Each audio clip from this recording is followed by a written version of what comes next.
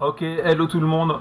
Nouvelle vidéo dans laquelle on va faire un gros focus sur les électrons, puisque vous allez constater que ce sont eux qui ont un rôle majeur dans la chimie. Donc c'est une vidéo que j'ai intitulée Structure électronique et qui a pour objet de vous apprendre à donner de la structure électronique d'un atome et de savoir évaluer sur tous ces électrons lesquels sont les électrons de valence. Il y en a combien? Parce que ce sont les électrons de valence qui vont donner des propriétés particulières aux atomes. Alors, la question est, on a vu précédemment qu'un atome d'oxygène contenait 8 protons, donc 8 électrons. Sauf que ces 8 électrons, on va voir maintenant qu'ils ne sont pas situés tous euh, de la même façon autour du noyau.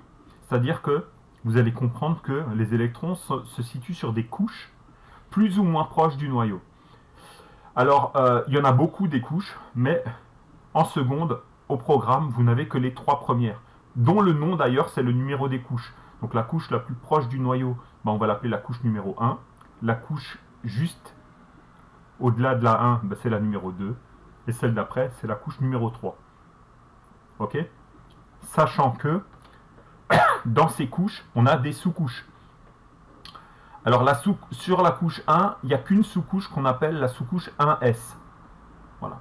Alors les noms, historiquement, il y a une raison pour laquelle on les appelait comme ça, mais je ne pourrais pas vous dire et ça n'a aucun intérêt ici. Retenez juste que la sous-couche sur la couche 1 s'appelle 1S. Et on voit donc que dans cette sous-couche, on peut mettre au maximum 2 électrons. Donc sur les 8, en fait, on peut en caser 2. Sachant qu'il y a une règle importante à savoir, c'est que les électrons vont toujours chercher à être le plus proche du noyau possible, car ce sont les meilleures couches. Donc plus une couche est proche du noyau, plus elle est préférentielle d'un point de vue énergétique pour les électrons. Donc évidemment, les 2 premiers électrons, en fait, ils vont se caser immédiatement dans la sous-couche 1S, qui est la préférentielle. Et une fois qu'ils se sont positionnés là, bah, la couche 1, elle est complètement remplie. On dit qu'elle est saturée. Ce qui veut donc dire que les suivants bah, vont devoir se placer sur la couche numéro 2, qui contient également des sous-couches, une sous-couche 2S et 3 sous-couches 2P. Les électrons vont donc se répartir de la manière suivante. 2 électrons dans la sous-couche 2S, 2 électrons dans une sous-couche 2P, puis un électron là célibataire dans une sous-couche 2P et un autre célibataire dans la sous-couche 2P. Voilà. Il y a une couche 3 qui existe avec des sous-couches 3S, 3P, mais l'oxygène, lui, ne remplit pas cette couche parce que il contient peu d'électrons qui vont donc, eux, plutôt chercher à se caser sur des couches plus proches que la couche 3 du noyau. Voilà. Alors évidemment, cette représentation-là, c'est pas une représentation officielle. Je le dessine comme ça pour vous faire comprendre. Vous, ce que vous aurez à écrire, c'est ce qui va arriver après.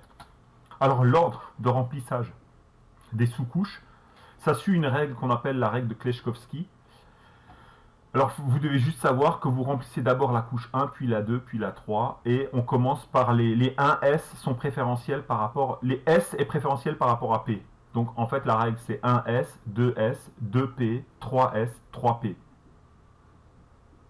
Puis on continuerait 4S, mais tout ce qui est 4S, 3D, 3P, 4D, 4P, 4D, tout ça n'est pas au programme. Donc au final, vous n'avez à retenir que les premiers remplissages.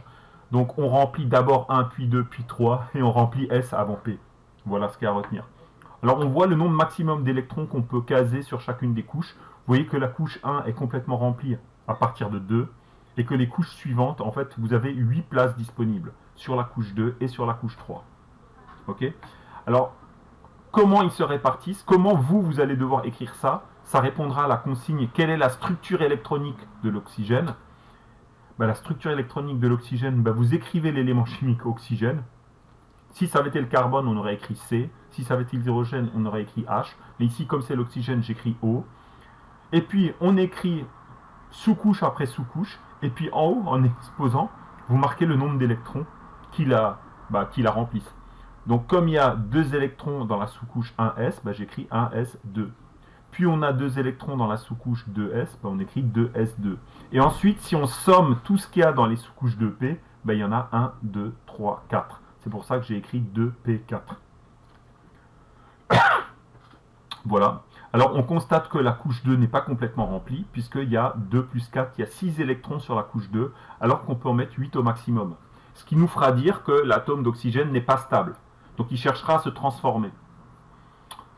Alors, par contre, il a une couche qui est complètement remplie, c'est la couche 1. Et les couches qui sont complètement remplies, c'est ce qu'on appelle, donc les électrons qui appartiennent aux couches complètement remplies, en fait on appelle ça les électrons de cœur. Et les électrons qui se situent sur la couche externe qui n'est pas complètement remplie, c'est ça qu'on appelle les électrons de valence, et c'est cette couche 2 ici, pour l'oxygène, qu'on appellera couche de valence, puisqu'elle contient les électrons de valence. Voilà. Alors, la leçon est finie, donc elle est assez courte. Donc tu vas essayer de faire de même, le même travail que j'ai fait.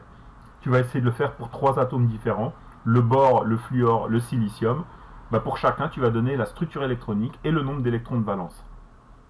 Donc comme d'habitude, tu mets la vidéo sur pause, tu fais ça rapidement au brouillon et tu checkes par la suite de la vidéo. Ok, donc c'est parti. Alors, on va commencer par le bore. Alors le bore, il contient 5 protons, donc 5 électrons. Donc en fait, il n'y a que 5 électrons à caser. Donc on a dit que dans la sous-couche 1s, on pouvait en mettre 2 au maximum. Donc il nous en reste 3 à caser, on est d'accord. Donc dans la sous-couche 2s, on va pouvoir en caser 2. Et dans la sous-couche 2p, bah, si on fait les comptes, 2 plus 2, il en manque 1, donc il n'y en aura qu'un. Voilà. Pour le fluor, alors le fluor, lui, a 9 protons, donc 9 électrons. Donc on y va. Donc la sous-couche 1s, on la remplit à 2. La sous-couche 2s, on la remplit à 2. Et 2p, en fait, on peut en mettre 6 au maximum. Il nous en reste combien à caser? 9 moins 4, puisque pour l'instant, on a déjà casé 2 plus 2, c'est-à-dire 4 électrons. Il en reste 5 à caser. On peut les mettre dans les sous-couches 2p, puisque chaque 2p, en fait, il y a 2 places. Voilà. Alors, vous pouvez vérifier à l'arrivée, hein, 2 plus 2 plus 5, ça fait bien 9, de la même manière que 2 plus 2 plus 1, ça faisait bien 5. On termine par le silicium, qu'on avait déjà rencontré dans la vidéo précédente, le constituant de la silice, qui elle-même est constituant du sable, du quartz, etc. Donc c'est parti, 1s2, 2s2. Là, sur 2p, on peut en mettre 6 au maximum. Voilà. Donc là, pour l'instant, j'en ai casé combien 10. Donc ensuite on attaque la couche 3 avec la sous-couche 3S qu'on remplit complètement. Donc là je suis à 12, il m'en reste 2 à caser, donc ils vont aller sur la sous-couche 3P. Donc là j'ai répondu à la première question, donc on va répondre à la deuxième. Alors je vais tenter un changement de couleur, ce qui est évidemment une prise de risque, vu comment le logiciel merdouille, mais ça a l'air de marcher. La couche de valence, c'est la dernière couche qui n'est pas complètement remplie, qui contient des électrons. Donc pour le bore, il s'agit de la couche numéro 2. Donc il y a combien d'électrons sur la couche numéro 2 ? Ben 2 plus 1, c'est-à-dire 3. Donc 3. Alors j'abrège électrons en écrivant E-. 3 électrons de valence. En vrai, il faudrait faire des phrases, mais là, j'avoue, j'ai un peu la flemme. Pour le fluor, il s'agit aussi de la couche numéro 2. Et du coup, il y a combien d'électrons sur cette couche ? Il en a plus que le bore. Il en a 2 plus 5, c'est-à-dire 7. 7 électrons de valence. Et pour le silicium, bah, sa couche de valence, c'est la couche 3. C'est la plus éloignée du noyau qui est incomplète. Et là, il y en a 2 plus 2, c'est-à-dire 4 électrons de valence. Donc vous voyez, en fait, en réalité, c'est pas très très compliqué. Alors, on fait une remarque pour terminer. La couche, il y a 3 électrons de valence pour le bore, alors que c'est une couche où il peut y en avoir 8. Ça veut dire qu'il lui manque 5 électrons, ce qui est beaucoup. Le fluor, lui, a 7 électrons, alors qu'il peut y en avoir 8 au maximum pour la remplir.